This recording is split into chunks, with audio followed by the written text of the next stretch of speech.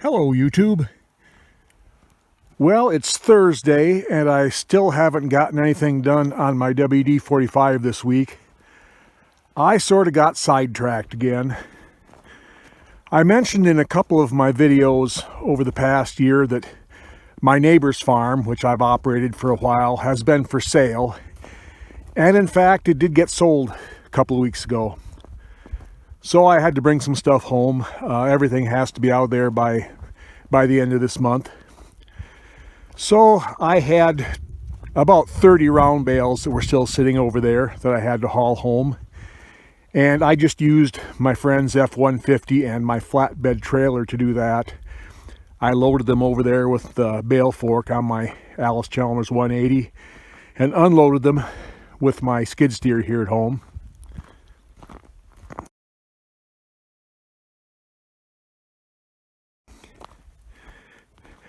And my New Holland 316 baler for the last 10 or 15 years has been living in a shed over there. So I brought that home.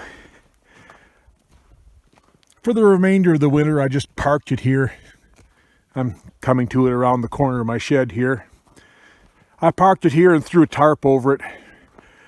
For the remainder of this winter, that was just the easiest thing to do with it. I do need to do a little bit of work on it in the spring anyway, and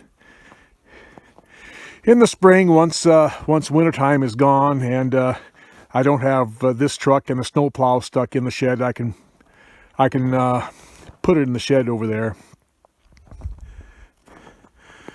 So yeah, like I said, my neighbor's farm over there, I've probably been operating that for about 25 years or so, and I have not met the new owners yet. I don't know what they want to do.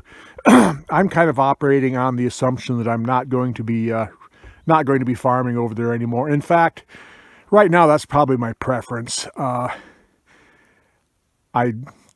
kind of like the idea of just working here on my own place after working a lot of different places over the years. It should work out all right. I've got 25 acres, tillable acres here at home that will just be certified organic this year.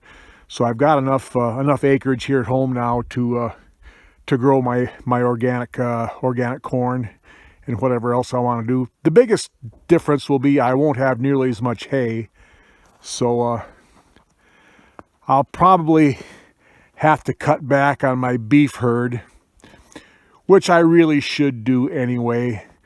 Because of my arthritis, I really can't work with the calves anymore like I should. I'm just not able to. So I don't know. What I probably should do is maybe keep half a dozen old cows around and then either buy steers in the spring and sell them in the fall, or else just rent out my big pasture. There's plenty of people around here who will rent pasture.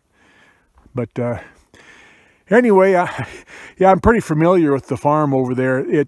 My neighbors over there, who are good friends and great neighbors, they've owned it for maybe 35 years or so. But anyway, they bought it from my great aunt and uncle.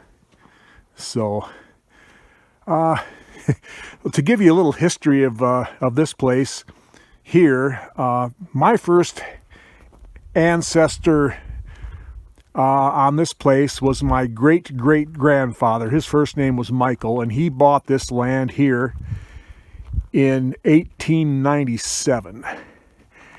And Michael and his wife,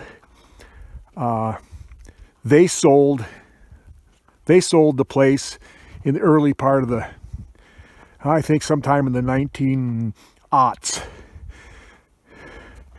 or 1910s. They sold the place to their son, whose given name was Walter, but I always heard him referred to as Scott. In fact, I was probably in my 30s when I realized that his given name wasn't Scott. But anyway, Michael sold the farm to his son Scott and Scott's wife Katie. And Scott and Katie, my great-grandparents, had 6 daughters and no sons. And my grandmother is one of those daughters, or was one of those daughters. The second from the youngest, actually. And when my great grandfather Scott died, my grandmother and grandfather ended up buying the farm from my grandmother's parents.